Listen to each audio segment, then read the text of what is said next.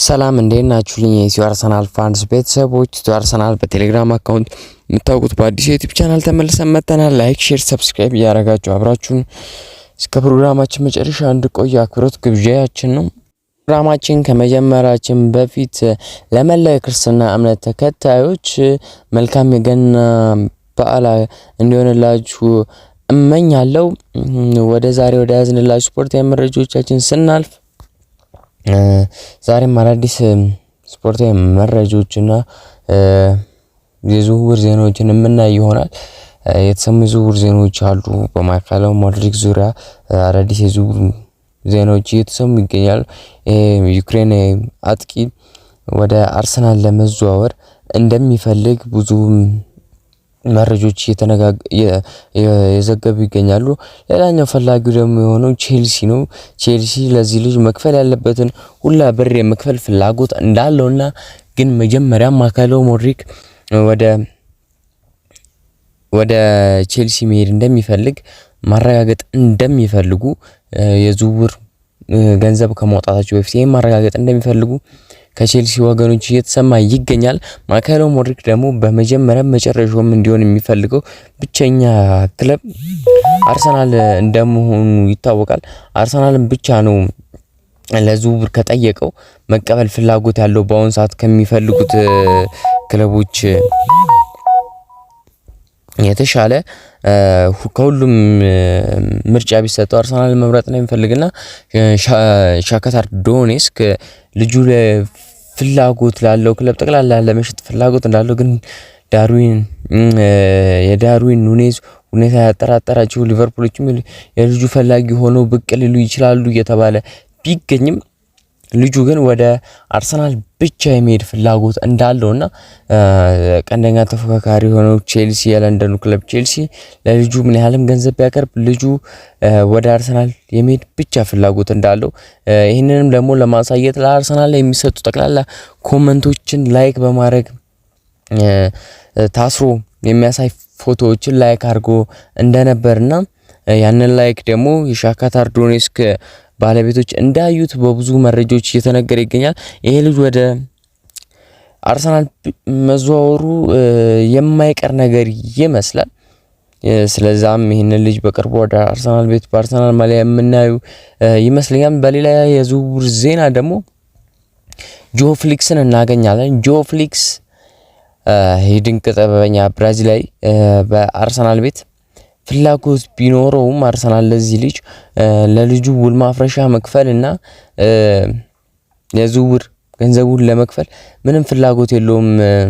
አትሌቲኮ ማድሪድ የሚጠይቀውን ያህል ገንዘብ የመክፈል ፍላጎት እንደሌለው እየተነገረ ይገኛል። የዚህ ልጅ ፈላጊዎች የፍቅር እንዳለ ቢኖረው ብቻ ጋብሪኤል ጄሱስ ጋር ተመሳሳይ እንደሆነ ይታወቃል። ምክንያቱም ጋብሪኤል ጄሱስ ድሪብለር ነው፣ ከፔናልቲ ቦክስ ውጪ ነው ብዙ ጊዜ የሚገኘው። ይሄም ጆ ፊሊክስ እንደዛ አይነት ተጫዋች መሆኑን ተከትሎ ወደ አርሰናል የመምጣት እድል አለው። ይህን ልጅ በቋሚ ይሁን በውሰት ዝውውር መስኮት በየትኛው ሊያመጣ ይችላል አርሰናል የሚለውን ደግሞ የአትሌቲኮ ማድሪድ አሰልጣኝ ልጁ ማንም ከክለቡ ቢለቅ ችግር እንደሌለበት ተናግሯል። በዚህ ስለ ጆ ፊሊክስ ሲጠይቅ ማንም በክለቡ ቢለቅ ችግር እንደሌለበትና ግን ጆ ፊሊክስ በአትሌቲኮ ማድሪድ ቤት በሚያደርገው ነገር ደስተኛ መሆኑን ተናግሯል።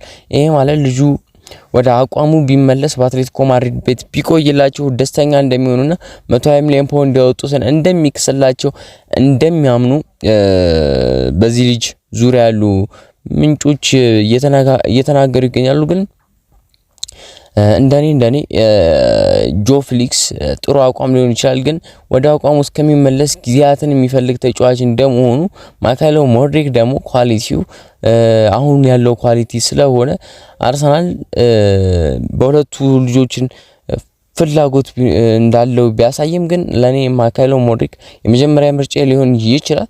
በሌላ ደግሞ በጆ ፍሊክስ ላይ በምናየው ዜና አንድ አነጋጋሪ ነገር ወጥቶ ነበር። ይህ ልጅ ከአርሰናል ሚዲያዎች ጋር ከእንግሊዝ ሚዲያዎች ጋር ቃለ ምልልስ መስጠት እንደጀመረ ብዙ እየተነገረ ይገኛል። ስለዚህ ይሄ ልጅ ወደ እንግሊዝ መምጣቱ አይቀርም።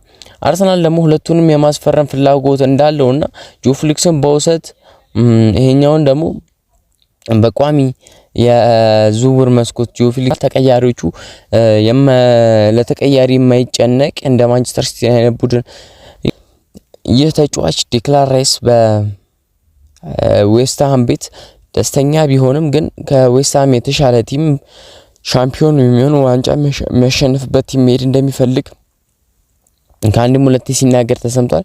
ይህ ልጅ ዋነኛ ፈላጊው የነበረው ቼልሲ እንደሆነ ይታወቃል።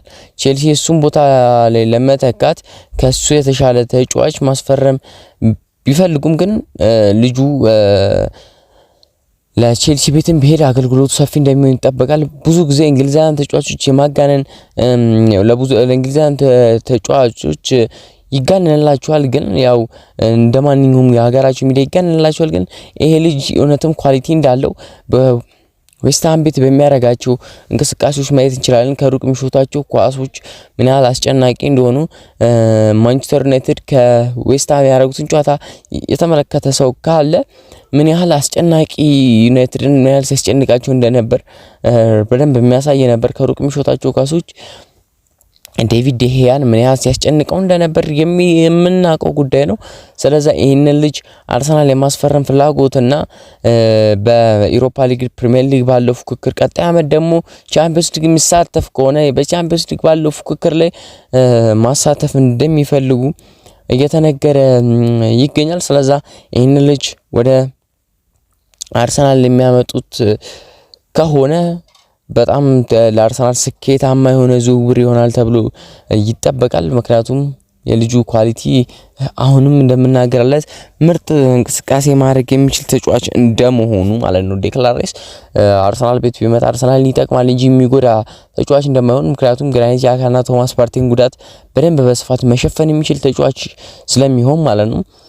በሌላ ይህን ሰሞን እየተሰሙ ባሉ አጫጭር የዝውውር መረጃዎቻችን ስናልፍ ኤሚል ስሚዝሮን እናገኛለን። ኤሚል ስሚዝሮ አርሰናል ቤት ከጉዳቱ ከግሞ መመለሱ እየተነገረ ይገኛል። አርሰናል ቀጣይ የሚያደርገውን ከኦክስፎርድ የሚያደርገውን ጨዋታ ሊሰለፍ ይችላል የሚሉ ምንጮች እየዘገቡ ይገኛሉ። በሌላ መረጃ ደግሞ ጋብሪኤል ጄሱስን እናገኛለን። ጋብሪኤል ጄሱስ አርሰናል ቤት ከጉዳቱ በኋላ ብዙ መረጃዎች ስለሱ እየተነገሩ ይገኛሉ። አሁን ግን ሙሉ ለሙሉ ወደ ማገገም ሲስተሙና የእግሩን ላይ ይዞት የሚሄደውን መደገፊያ እንዳቆመ በፎቶዎች ለደጋፊዎቹ አሳይቷል። አሁን ይሄ ልጅ ወደ አርሰናል ቤት የሚመለስ ከሆነ ድንቁን አርሰናል የምናይበትም ጊዜ ቅርብ እንደሚሆን ይጠበቃል። በሌላ ደግሞ አርሰናል አዲስ ማሊያ አስተዋውቆናል።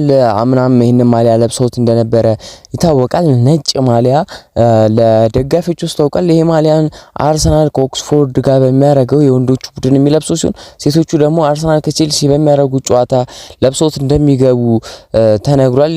ይሄ ማሊያ ደግሞ የተሰራበት ዋና ዓላማ ተብሎ የተነገረው የወጣቶች የጉልበት ብዝበዛና በስለት የሚደረግ ዘረፎችን ለመቃወም ነው በሚል የአርሰናል ኦፊሻል ገጽ አሳውቆናል። አርሰናል ይህንን ነጭ ማሊያ ለብሶ ከዚህ በፊት ተጫውቶ እንደነበርና በዚህ ማሊያ ብዙም ድል እንዳልቀናን አምና የሚታወቅ እንደሆነ ይታወቃል።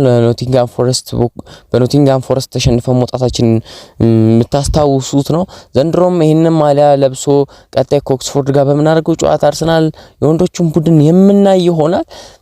የሴቶቹን ቡድን የሚከታተል ካለ ያንን ማሊያ ለብሶ እንደምናይ ተስፋ ተነግሮናል። ስለዛ አርሰናል ቤት እየተሰሙ ያሉ መረጃዎች እነዚህን ይመስላሉ። ነገም በሌላ ዝውውር መረጃ እስከምንገናኝ እስከ ፕሮግራማችን መጨረሻም ስለቆያችሁ ከልብ እናመሰግናለን። ላይክ፣ ሼር፣ ሰብስክራይብ ማድረጋችሁን እንዳረሱ። የነገ ሰው ይበለን። ቻው።